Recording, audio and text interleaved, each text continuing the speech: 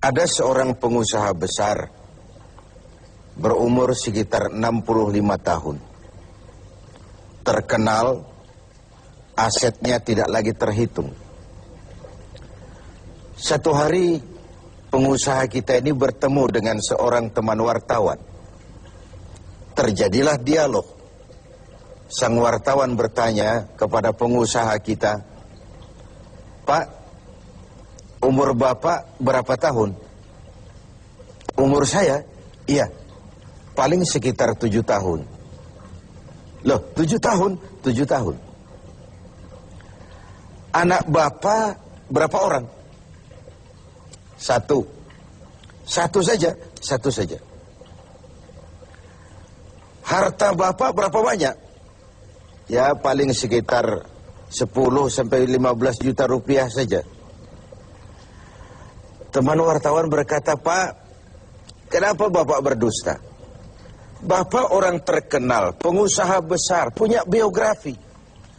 Kami tahu umur Bapak 65 tahun. Kenapa Bapak bilang 7 tahun? Anak Bapak pun banyak. Kenapa cuma bilang 1? Harta Bapak, aset sudah tidak ternilai. Kenapa Bapak bilang cuma 10 sampai 15 juta rupiah saja?" Senyum agak getir, sang pengusaha menjawab, "Kau benar, Nak. Umur saya kalau jumlahnya sih memang 65 tahun. Tapi dari 65 tahun umur saya itu, rasa-rasanya baru 7 tahun yang ada artinya di sisi Allah. Baru 7 tahun sujud saya benar. Baru 7 tahun saya laksanakan perintahnya, saya tinggalkan larangannya. Sisa umur yang lain habis kelabu warnanya, penuh dosa dan keingkaran. Saya katakan umur saya coba 7 tahun. Anak, kau juga tahu anak saya banyak. Tapi dari sekian banyak anak ini, rasanya cuma 1 yang akan jadi buah hati, belahan jantung, pelanjut cerita, penerus sejarah, anak soleh yang akan mendoakan orang tuanya. Yang lain susah diurus anak saya itu." "Oh gitu toh." "Iya." "Mengenai harta, Pak, kau juga benar. Harta saya, aset saya sudah sulit dihitung lah. Pabrik di mana-mana, di tiap bank hampir ada deposito saya. Tapi dari sekian banyak harta itu yang saya ingat, baru sekitar 10 sampai 15 juta yang saya belanjakan di jalan Allah. Saya sumbangkan masjid, saya bantu pesantren, saya bantu yatim piatu. Dan itu yang akan jadi milik saya yang sebenarnya. Yang akan saya bawa menghadap Allah. Saya bawa ke alam kubur. Yang lain akan jadi rebutan ahli waris sesudahnya." Jangan-jangan orang tua tadi adalah kita-kita ini. Jangan-jangan kita-kita ini adalah orang tua tadi. Tapi yang pasti, jangan sampailah kita seperti orang tua tadi itu. Dari sekian banyak umur yang diberikan, berapa yang punya nilai di sisi Allah? Dari sekian banyak anak titipan Allah kepada kita, berapa yang akan jadi anak soleh, buah hati, belahan jantung, pelanjut cerita, penerus sejarah? Dan dari sekian banyak harta kita, berapa yang sudah kita belanjakan di jalan Allah, yang artinya akan jadi milik kita yang sebenarnya? Banyak ketidakadilan yang terlepas dari pengadilan dunia. Sering orang-orang yang berbuat kebaikan tidak mendapat perlakuan yang pantas di dunia ini. Sering kehidupan jadi rancu. Yang benar dikhianati, pengkhianat dibenarkan. Yang tuntunan dijadikan tontonan, yang tontonan malah dijadikan tuntunan. Untunglah ada akhirat.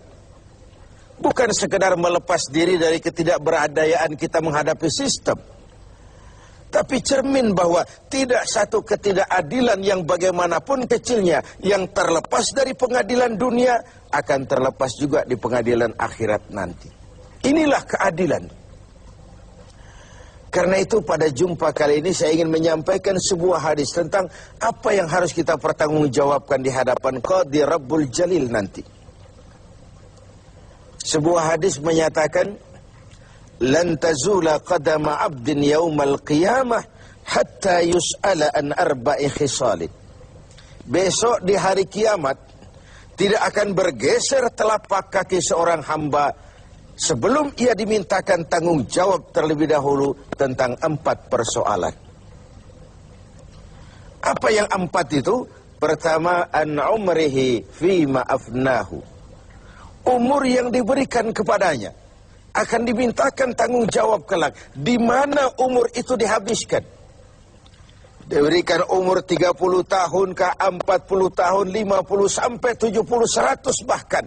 Sejak kita akil balik sampai ajal datang merenggut nyawa, di mana umur itu dihabiskan? Kita sering main-main, padahal waktu berjalan terus. Kita sering lalai dan lupa, padahal malaikat maut tidak pernah lalai dan lupa. Seorang Nabi Yakub alaihissalam, seketika akan ajal, beliau menanyakan, kalau saya ajal kenapa tidak diberitahu lebih dahulu? Kata malaikat maut, sudah diberitahu. Loh, bagaimana caranya diberitahu? Perubahan yang terjadi pada fisik kita adalah pemberitahuan. Uban yang bertabur, mata yang mulai lamur, pendengaran yang mulai kabur, itu semua pemberitahuan agar kita mawas diri. Umur akan dimintakan pertanggungan jawab, di mana umur itu dihabiskan. William Shakespeare memang pernah bilang, waktu hidup itu singkat. Tahu-tahu baru saja zuhur, tahu-tahu sudah asar. Baru saja asar, tahu-tahu sudah maghrib. Yang kemarin anak-anak, tahu-tahu sudah punya anak. Tahu-tahu, dan tahu-tahu. The time of life is short, kata Shakespeare. Waktu hidup itu singkat betul. Namun waktu yang singkat akan terasa ada manfaatnya kalau kita bisa memanfaatkannya dengan yang sebaik-baiknya. Apalah umur panjang kalau cuma untuk menimbun dosa dan kesalahan. Lebih baik umur yang panjang tapi untuk mengkoleksi berbagai kebajikan. Inilah makna ucapan Nabi, khairukum man tala umruhu wa hasuna amalu.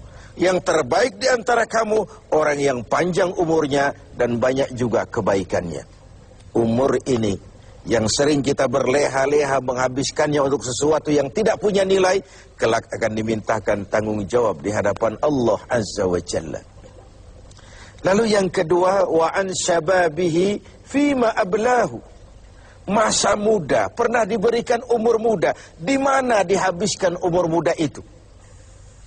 Hura-hura atau untuk sesuatu yang bermanfaat? Dahulu ada seorang selebritis lah kalau zaman kita sekarang. Namanya Ibrahim bin Adham. Namanya Malik bin Dinar. Namanya saja sudah Malik bin Dinar, Raja bin Uang. Hidupnya jet set. Satu malam dia mengadakan pesta di rumah mewahnya. Datang seorang pengemis, bertanya kepada penjaga pintu, siapa yang punya rumah ini? Bos saya. Iya, Malik bin Dinar. Oh, orang kaya? Orang kaya. Selebriti? Selebriti. Dia hamba apa orang merdeka? Dia orang merdeka. Kalau hamba bagaimana bisa pesta sehebat ini? Orang tua itu senyum lalu bilang, sampaikan kepada bosmu Malik bin Dinar, dia memang orang merdeka. Kalau dia hamba bukan seperti ini pekerjaannya. Dia orang merdeka. Dilarang tidak terlarang, dicegah pun tidak tercegah. Merdeka dia memperturutkan hawa nafsunya. Kalau dia hamba Allah, bukan begini pekerjaannya. Menghabiskan waktu untuk pesta, hura-hura, sesuatu yang tidak ada gunanya. Ini disampaikan kepada Malik bin Dinar, dia tercenung mendengar orang tua yang misterius itu. Malamnya dia bermimpi kiamat datang. Dia akan dia masukkan ke dalam neraka. Karena itulah lalu dia bertobat dan kemudian menjadi ahli sufi yang terkenal, Malik bin Dinar. Masa muda akan dimintakan tanggung jawab. Yang ketiga, wa an ilmihi maza amilabi. Ilmu yang dimilikinya, kemana ilmu itu diamalkan? Untuk mencerdaskan orang atau untuk membodohi orang yang memang sudah bodoh? Untuk membimbing umat atau menyesatkan orang lain? Agar hamba menjadi hamba Allah atau agar orang menghambakan dia? Ilmu akan dimintakan pertanggungan jawab. Yang terakhir, wa an malihi min aina iktasabahu wa fima anfaqahu. Kita akan dimintakan tanggung jawab tentang harta kita. Dari mana harta itu didapat dan kemana harta itu dibelanjakan. Perhatikan yang terakhir ini. Tentang ilmu, pertanyaan akhirat cuma satu. Ilmumu kau amalkan untuk apa? Tentang umur, pertanyaan akhirat pun satu. Umurmu kau habiskan di mana? Tentang masa muda, pertanyaan akhirat juga satu. Masa mudamu kau gunakan buat apa? Tapi khusus tentang harta, pengadilan akhirat bertanya dua. Hartamu kau dapat dari mana dan kau belanjakan kemana? Dari mananya dan kemananya? Kadang didapat dari cara yang benar, tapi dibelanjakan untuk yang tidak benar. Atau bisa juga didapat dari cara yang tidak benar, dibelanjakan kepada jalan yang benar. Itu pun tidak mungkin kedua-duanya. Pemirsa TV 7 yang berbahagia, mudah-mudahan kita tidak bernasib seperti orang tua pengusaha di awal pertemuan kita ini. Semoga kita menjadi orang yang bisa mempertanggungjawabkan baik umur, masa muda, ilmu pengetahuan, dan harta yang dititipkan Allah kepada kita. Tidak satupun yang akan luput dari pengadilan akhirat.